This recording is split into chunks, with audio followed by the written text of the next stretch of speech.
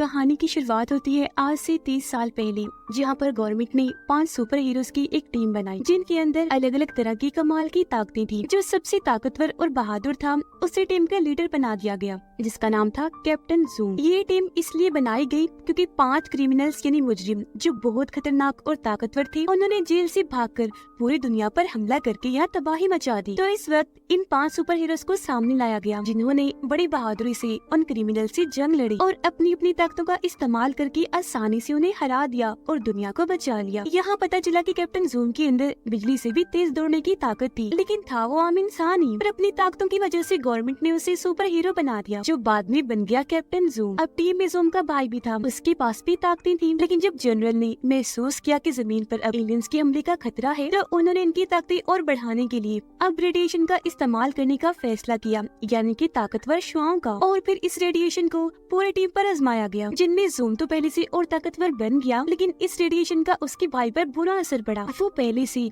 कई ज्यादा गुस्से वाला बन गया, उसे गलत गलत सोचें आती थी और वो फिर बुराई के रास्ते पर निकल पड़ा। उसने फिर अपनी टीम के बारे में गलत सोचना शुरू कर दिया कि इन्होंने मेरा बहुत सारा नुकसान किया है। इसी वजह से उसने अपने ही लोगों से लड़ाई कर ली और 3 सुपर हीरोज को मार दिया। अब जब जूम को महसूस हुआ कि मेरा भाई बुराई की हदें पार कर रहा है, बहुत खतरनाक बन चुका है, तो उसने अपने भाई से लड़ाई की और उसे हराकर पहाड़ों में एक ऐसी जगह पर बंद कर दिया जहाँ से वो कभी बाहर नहीं आ सकता था। लेकिन अब 30 साल गुजर जाने के बाद जूम अपनी ताकतें खो चुका था और बिल्कुल एक आम इंसान बनकर रहने लगा। और अब 30 साल के बाद एक साइंटिस्ट ने पता लगवाया कि जहाँ पर जूम ने अपने भाई को कैद किया था, वो वहाँ से निकलने की तैयारी कर चुका है। हैरानी वाली बात कि इतने सालों में ना तो उसकी मौत हुई, ना ही उसकी उम्र बढ़ी, वो आज भी जवान है। वजह ये थी कि वो बहुत ताकतवर था, इतना तेज कि वक्त को भी पीछे छोड़ दी। अब साइंटिस्ट को इस बात की फिक्र थी कि जूम का भाई पहले जितना ही ताकतवर है और उन ताकतों के साथ ही वो बाहर आएगा और अपने भाई से लड़ेगा, उसे बदला लेने के लिए और दुनिया को तबाह करने के लिए। पर करें बात जूम की,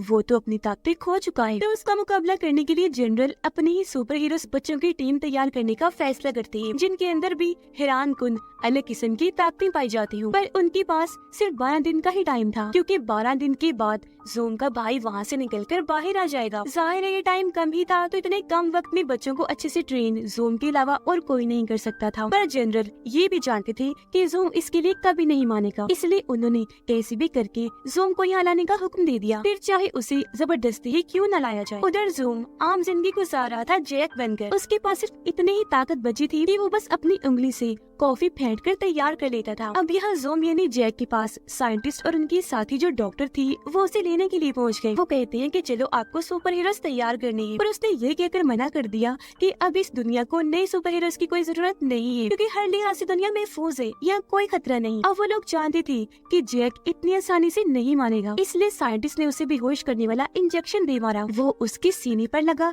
जिससे जैक बेहोश हो गया और ये लोग उसे अपने साथ ले आए। यहाँ साइंटिस्ट और जर्नल ने फैसला किया कि हम जैक को उसके भाई के बारे में कुछ नहीं बताएंगे, क्योंकि जब उसे पता चलेगा कि मेरा भाई जिंदा है, तो हो सकता है वो एक्साइटेड पुरजोश हो जाए और उससे लड़े ही ना। इसके बाद हमें दिखाई गई सुपर हीरोज की छोटी नई टीम, जिनमें सबसे छोटी 6 साल की बच्ची थी। उसके पास ये ताकत थी कि वो कोई भी भारी चीज आसानी से उठा लेती थी। अब उसके पास ये ताकत तो थी ही, लेकिन कैसे भी करके वो सुपर हीरो के टेस्ट को पास करना चाहती थी, जिसके लिए बहुत सारे बच्चों को यह टेस्ट के लिए बुलाया हुआ था। लिस्ट में अगली 16 साल की एक लड़की थी, जिसके दिमाग में इतनी ताकत थी कि वो बस दिमाग के जरिए ही किसी भी चीज को उठाकर इधर से उधर कर सकती थी। स्कूल में बाकी बच्चे उसे परेशान करते थे, इसीलिए वो सुपर हीरोज की टीम में शामिल होना चाहती थी। अगला एक लड़का था जिसके पास गायब होने की ताकत थी। इस ताकत का फायदा उठाकर वो बहुत मस्ती करता था, क्योंकि बार बार गायब होकर वो लोगों को हैरान करता और खुश होता था।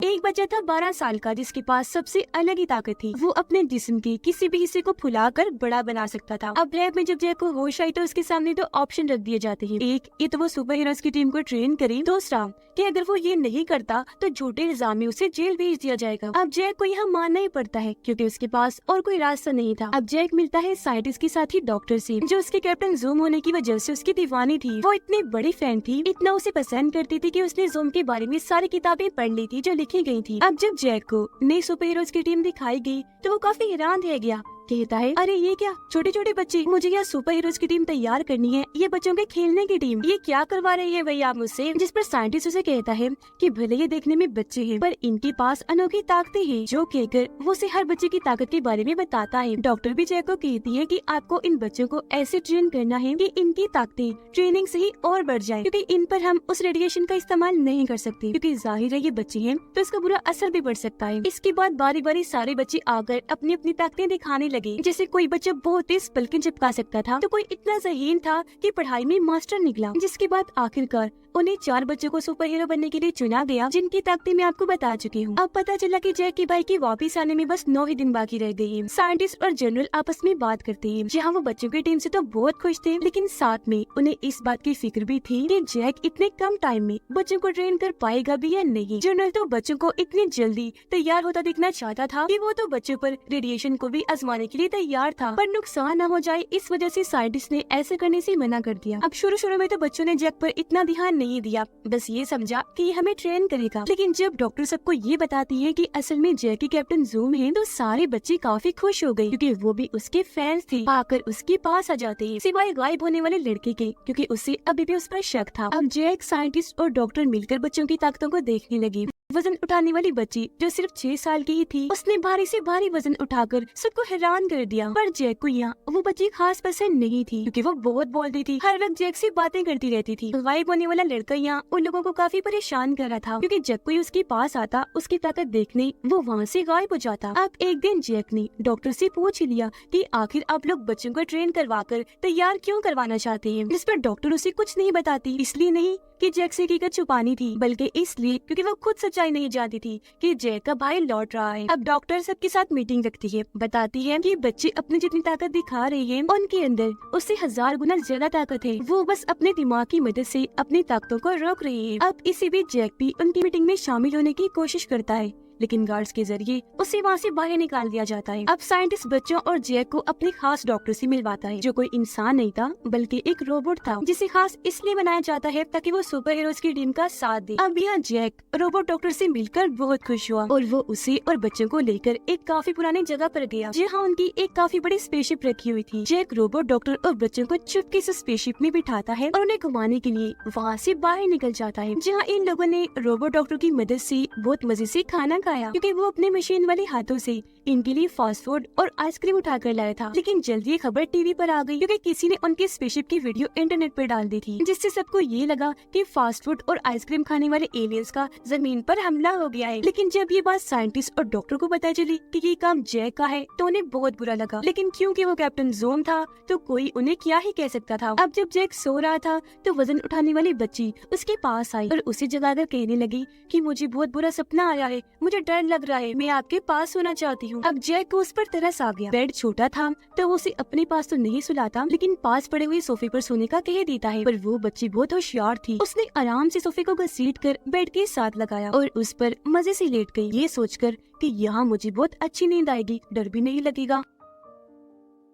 अगले दिन साइंटिस्ट ने सभी बच्चों को एक ऐसे कमरे में भेजा जहाँ पर बहुत सारी रंगीन बॉल्स थी। उनसे बच्चों पर शूट किया जाएगा और बच्चों को ट्रेनिंग दी जाएगी कि शॉट से, गोली से कैसे बचते हैं। जहाँ बच्चों ने बहुत अच्छे से अपनी ट्रेनिंग की और फिर इसके बाद उन्हें रनर पर भागना भी सिखाया ताकि वो और तेज दौड़ना सीख सके। जिसके बाद उन्होंने जैक के साथ मिलकर अपनी ताकतों की और अच्छे से ट्रेनिंग की। अब हालांकि उनकी ताकतें यहाँ बढ़ रही थी, पर अभी भी बहुत कुछ बाकी था। अभी सिर्फ ट्रेनिंग के बाद सारे बच्चे काफी थक गए और एक जगह पर आकर बातें करने लगते हैं। गायब होने वाला लड़का कहता है कि सबको अपनी अपनी पड़ी है, हम बच्चों की किसी को कोई परवाह नहीं, और जैक भी सब पैसों के लिए ही कर रहा है। अब जब जैक को पता चला कि उस बच्चे ने ये बात की, तो वो उसके कमरे में गया, जो खास इसलिए बनाया गया था ताकि वो वहाँ से गायब ना हो सके। उसके पास जाकर जैक उसे बचपन में अपने और अपने भाई की सुपर हीरो बनने वाली बात बताता है। यह उस बच्चे को पता चला कि कैप्टन जूम का वो असली भाई था जिसे कैद कर दिया गया। अब जैक अपने भाई के बारे में बात करके काफी जज्बाती हो गया। फिर वो थोड़ी देर के लिए उस बच्चे को कमरे से निकाल कर बाहर लेकर आया, क्योंकि उसे महसूस हुआ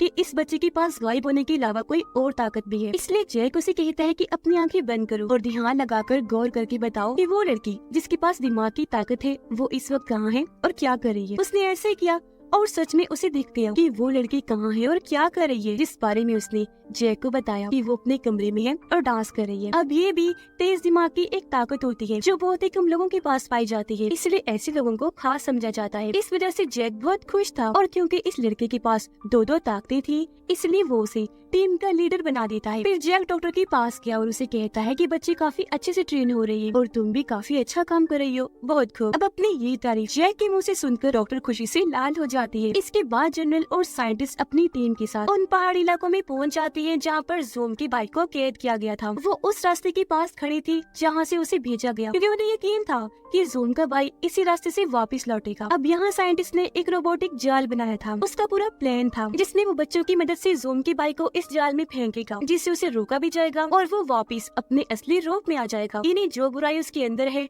जिसने उसे बुरा बनाया हुआ है, वो हमेशा के लिए उसके अंदर से निकल जाएगी। अब जब जैक के भाई के आने में 48 घंटे रह गई थी तो डॉक्टर सब बच्चों के लिए पार्टी रखती है जिसमें सभी बहुत इंजॉय करते हैं और डांस भी। इसमें गायब होने वाला लड़का दिमाग की ताकत वाली लड़की के साथ डांस कर रहा था और जैक डॉक्टर के साथ कर रहा था। पर तभी यहाँ जनरल ने आकर ये सब रुकवा दिया, जिससे उनका सारा मजा किरकिरा हो गया। अब तभी यहाँ जैक देखता है कि उस रेडिएशन को यहाँ पर लाया जा रहा है। वो समझ गया कि इन बच्चों के साथ भी वही किया जाएगा जो 30 साल पहले मेरी और मेरी टीम के साथ किया गया था। रेडिएशन को इन पर भी आजमाया जाने वाला था। उसने भी जनरल को मना किया कि रेडिएशन बच्चों के लिए ठीक नहीं, मत करो इसका इस्तेमाल। लेकिन जनरल तो कुछ सुनने को तैयार ही नहीं था। वो अपने फैसले पर अटल रहा। पर जैक ऐसा होने नहीं दे सकता था। उसने आधी रात को सब बच्चों को जगाया और उन्हें अपने साथ एक जगह पर लाकर जनरल का प्लान बताया और यहाँ वो ये फैसला भी कर लेता है कि मैं बच्चों को इस चीज से बचाऊंगा।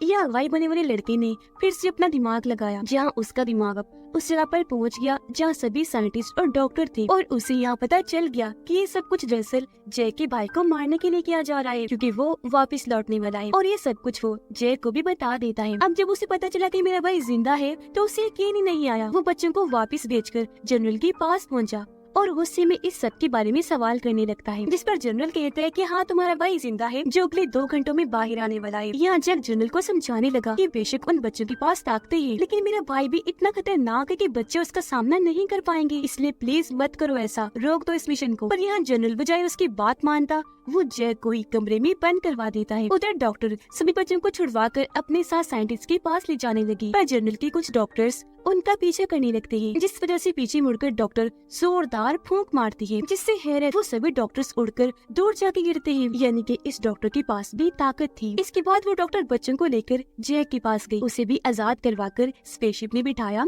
और ये सारे यहाँ से निकल गए। अब वो जगह खुली जहाँ पर जैक का भाई कैद था और वो वहाँ से निकलकर बाहर एक जगह पर आ गया। ठीक इसी वक्त उनकी स्पेसशिप भी वहाँ पहुँच गई। तब जैक सब बच्चों को अंदर ही छोड़कर अकेला ही अपने भाई से मिलने बाहर चला गया। अब क्योंकि दोनों इतने सालों के बाद एक दूसरे से मिल रहे थे तो वो पहचान ही नहीं पाया कि जैक मेरा भाई है, यानी कि ये ज़ूम है। उसका भाई अभी भी जवान और ताकतवर था, जबकि जैक की उम्र अब थोड़ी ज्यादा हो गई थी, साथ ही वो कमजोर भी था। यहाँ जैक आराम से उसके पास जाकर समझाने की कोशिश करने लगा, लेकिन उसने सिर्फ अपना हाथ ही जैक के सीने पर रखा, जिससे वो उड़ता हुआ काफी दूर जाके गिरता है। इतनी ही देर में सारे बच्चे भी स्पेसशिप से निकलकर बाहर आ गए। उनकी तरफ जैसे जैक के भाई ने देखा, उसका ध्यान भटक गया, जिस चीज का फायदा उठाकर साइंटिस्ट ने उसकी तरफ वो रोबोटिक जाल फेंक दिया। अब जैक के भाई ने जब जाल को अपनी तरफ आता हुआ देखा तो उसने बड़ी आसानी से सिर्फ अपने हाथ की मदद से उस वजन उठाने वाली बच्ची की तरफ फेंक दिया। वो जाल बच्चे की जान लेने ही वाला था कि तभी यहाँ जैक ने अपनी ताकतों को जगा लिया और अपनी फुल स्पीड से उसने बच्ची को उस जगह से हटाकर उसकी जान बचा ली। वो जाल